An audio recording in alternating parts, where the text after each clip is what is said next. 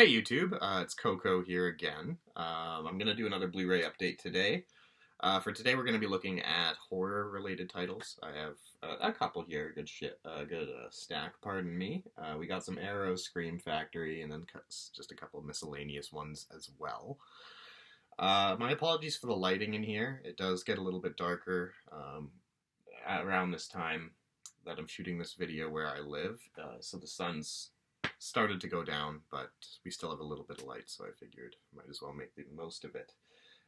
Yeah, without further ado, we'll jump right into it. First off is a Mario Bava film.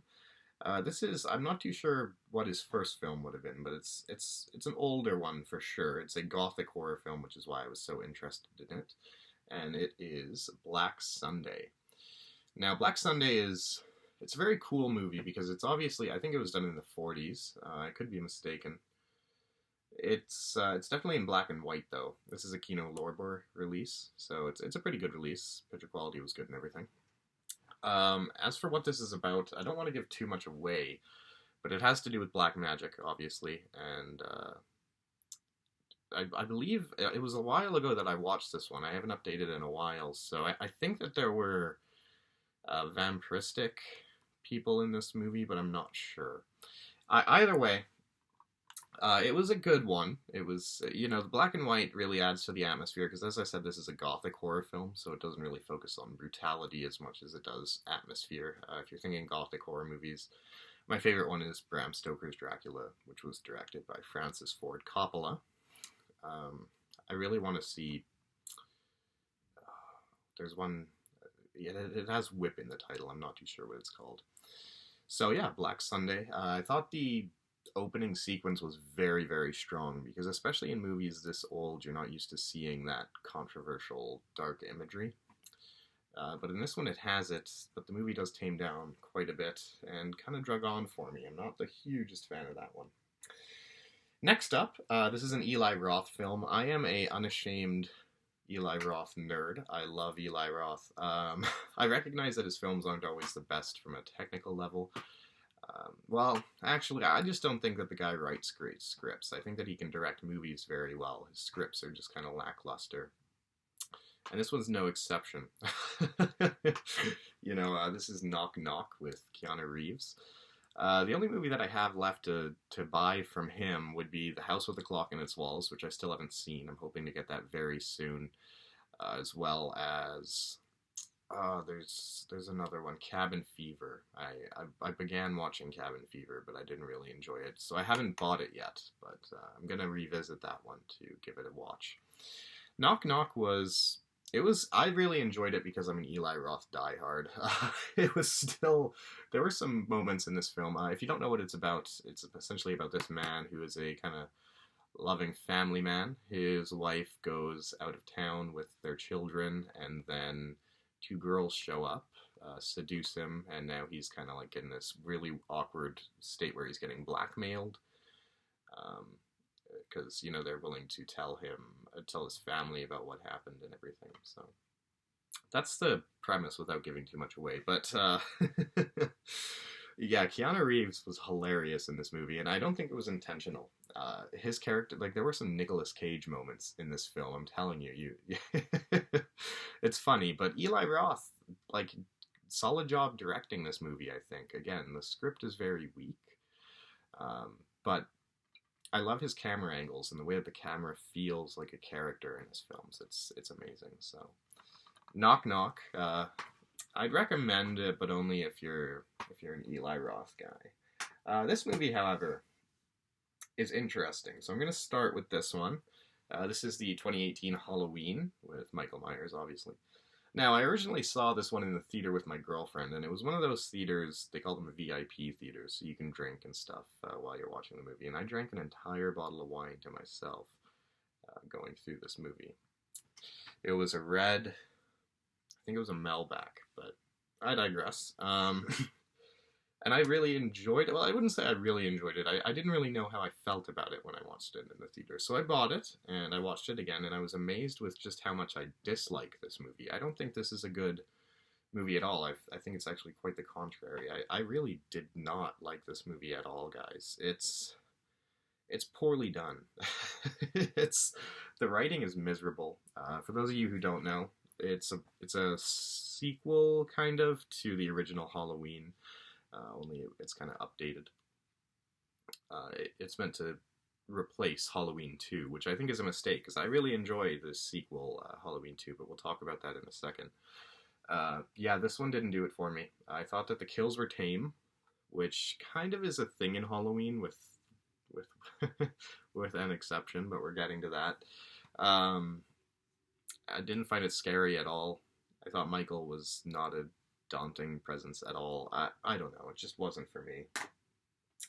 So then, in between the time that I watched that in theaters and was waiting for it to come out on Blu-ray to watch it again, I got the Scream Factory release. This is the Halloween collection, so it has all, I believe, 8 of the films. 1, 2, 3, 4, 5, 6, 7, 8. Sorry, there's 10 including Rob Zombie's now. The Halloween series. That's a tough one to go into. I think, you know, number one is a classic, and you're never gonna take that away from it. It's an amazing movie. I think I've seen it too much, and I've kind of worn it out. It's not a movie I'm a huge fan of. I know it's gonna, but I think it's a great movie, and it really did open a lot of doors for horror as a genre. So I respect the hell out of it. Halloween 2 I really enjoyed. I thought it was a good slasher. And if we're measuring it just on slasher standards, it was a good one. Halloween 3, which is the one that doesn't have anything to do with Michael Myers. I think that's a very novel concept, you know, coming up with a new Halloween iteration every year for Halloween. But I actually have not seen that one since I was a child, and I remember liking it when I was younger, actually. I skipped it this time around. I don't know why. I might get around to it. From Halloween 4 to Resurrection, and even Rob Zombie's first film, I think are very weak. I really don't like this series beyond number 2. I don't know, man. I don't find Michael to be an intimidating presence. He's... It's just not good. It's just not good. I don't know. Some people really love this series. I find them very cheesy, and there are moments and things that go on throughout the films. For instance, Dr. Loomis and his character, how he always comes back. You know, Michael Myers is the killer. I can live with some stupid ideas as to why he keeps coming back from the dead for each movie. I've kind of come to expect it with slasher movies. But Dr. Loomis, he has the same powers as Michael Myers. He can teleport. He can, you know, these aren't superpowers that are actually acknowledged by the film, but are rather highlighted in the inconsistencies in the writing. So, yeah, I didn't like a single one after Halloween 2 until. So Rob Zombie's remake. I watched that movie when I was younger, and it was one of the movies that really influenced me. I'm now making horror movies. It's one of the ones that kind of inspired me to make horror films. I loved it. It's brutal. It's grotesque. I didn't like it on the second go. Halloween 2, though. This is the Rob Zombie one. Is my favorite Halloween film. I love that one. I thought it was so good. It was stupid. It was stupid in so many areas. You know, there were really stupid fucking moments in that movie. But I loved it. I thought Loomis's character was hilarious because they just, you know, it's like an anti-Halloween film, which I thought I really liked. I understand why it would piss off fans who like all of the Halloween movies. But I loved it. And the kills were brutal, you know. Michael Myers had a presence in that movie, so that's the Halloween series. Next one is another slasher. This is Badman. Oh, it actually sounds like the disc got loose in there on me. It's just the DVD, it's not too big of a deal. This is a Vinegar Syndrome release. This one is I don't really know how to describe it. It's your average, you know, sleepaway camp Friday the 13th slasher movie where a group of teens is murdered at a lake. I don't think that it's the best one. I certainly like it more than the original Friday the 13th, and I probably like it a little bit more than Sleepaway Camp, although Sleepaway Camp is probably the better film. Not saying much when you get to slashers. They're kind of technically bad a lot of the time. But this one, I found it had a lot of charm, and even the corny theme song to this one was hilarious. It was made by the people, and it wasn't intended to be hilarious, but it was good. And I think that this movie, Hatchet is one of my favorite slasher series. It's probably my favorite slasher series. And this one looked like it might have inspired Hatchet in a few ways. So that's why I needed to watch that one. And it was good. Not amazing, but good. Next one is a Mario Bava film. So the same guy who did Black Sunday. This is going to be a Jolly, though. Or Jalo, rather. And it is the first Jalo film, which kind of makes it the first slasher movie, if you know what Jalo means. And it's very Jalo on the front, as you can see. It's blood and black lace. Obviously, Jalos, if you don't know, or Jali, if you don't know what they are they're Italian slasher movies, but they came before, they predate most slasher movies, and then they kind of competed with one another throughout the 70s and 80s. This one, I don't remember it. I remember the colors being amazing in this film, which is par for the course with Jali, but I don't remember it very well. I fell asleep, and I need to watch it again because I loved what I saw. It's about a killer who goes crazy on a bunch of models. This one in particular is from...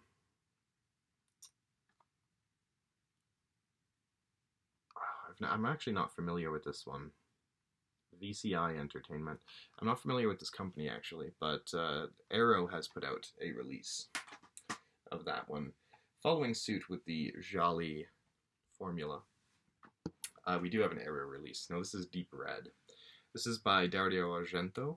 He's probably my favorite Giallo filmmaker.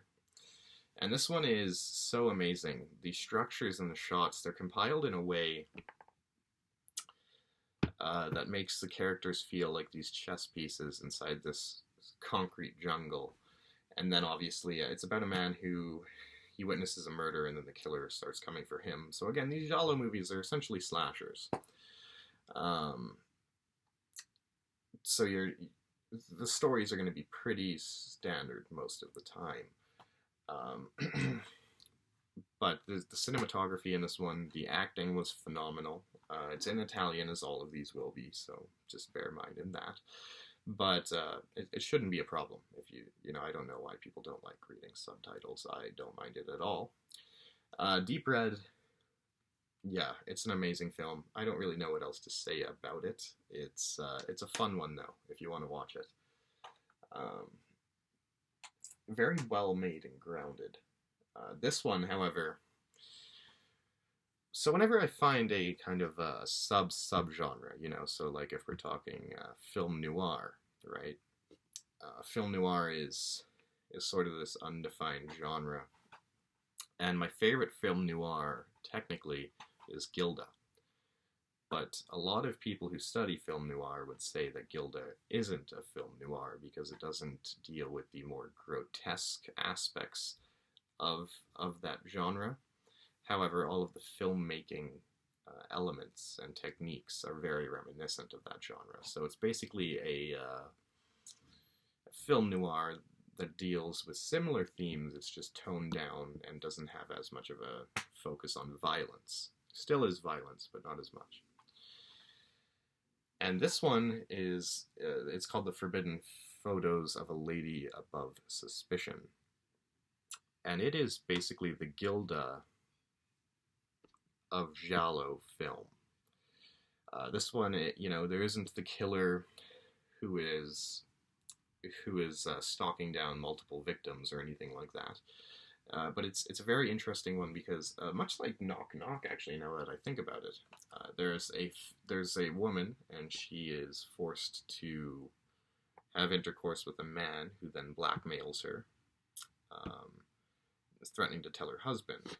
But this one is executed far better than Knock Knock. And the difference is in Knock Knock, Keanu Reeves' character willingly does that. He willingly cheats. In this film, I won't give away too much, but she doesn't want to. You'll just have to see it to believe it. But it's a sad story, and the writing twists that it put in there was amazing. This film is so well written. This is one of the best scripts I've come across in a long time.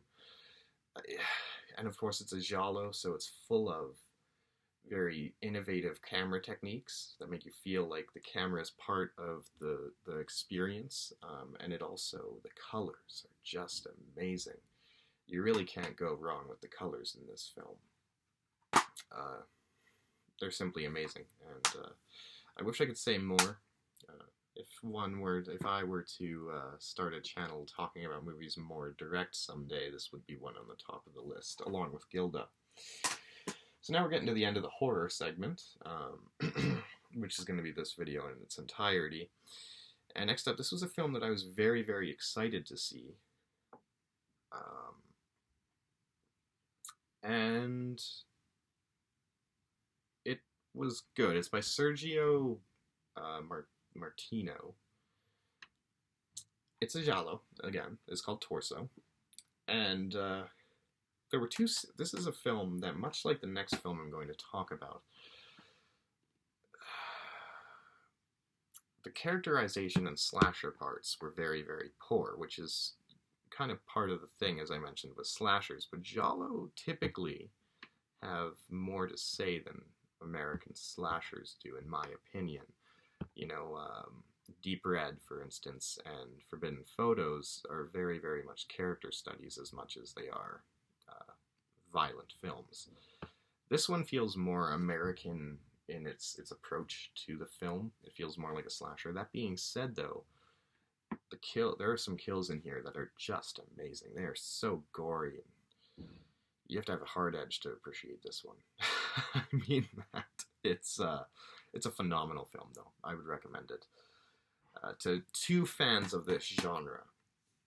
You know, if you're not a giallo fan, then I wouldn't recommend this one. I'd recommend that you start with something more like Deep Red or Forbidden Photos. But this one is, or if you really enjoy gory horror movies, this could be your bag as well. As far as the plot goes, exact same. It's a killer on a campus, so not too much going on. Basically, those movies, the only plot to them is who is doing it, and I don't want to say that about these movies because that'll ruin them. But that one, very gory sequences that were very well handled. The rest of the film just didn't really fit in around it, you know? So this next one is a film, this is another giallo film, and it's okay, I'll just show you. It's a beautiful grindhouse release of Pieces. Now this movie, I got it, and I was so mixed on it when I watched it. I've seen this movie 3 or 4 times since I bought it. It's one of those movies that there's pieces that I really don't like, and then there's pieces that just blow you away. It's very graphic, very gory horror movie. Basically, the plot to this one is there's a killer who is, again, stalking a campus, but this time there's more of an edge to it because he's collecting body parts from his victims to kind of make a Frankenstein version of his mother. And the film is structured so brilliantly. I won't tell you how, but the way that the film is structured around that is just amazing. It's just phenomenal. The way that they incorporate that and use it as a sort of framework to lay out the film. Very, very clever for a giallo film. The violence is there. It's there, man. It's a brutal movie. And then, you know, yeah, just a really, really good one with a sicker twist than most giallos do. And I appreciated those balls, you know, making a hard movie with lots of symbolism and everything as well. The soundtrack is something we've got to talk about because giallo films are very well known for their soundtracks. This one is amazing. I love this soundtrack. And the first time that I watched this one was actually in the American. I didn't want to listen. I guess I'm a hypocrite because I was in a mood where I didn't want to read subtitles. So I watched it in English. And I remember pausing it to see if if it would be different at one of the first major kill scenes, if it was any different than the Italian counterpart. And when I watched it, the film was the same. What they showed was the same, but the soundtrack was different. It was the original Italian soundtrack, and it added so much to the scene that just wasn't there. So it kind of gave me a reminder as a film student that film and what your audience is hearing, or rather what your audience is hearing in a film, is a huge, crucial part of painting the bigger picture. And a sequence with specific music can really change things up. It can add to an experience or it can take away from it. So I thought that was brilliant. There obviously are faults. There is one.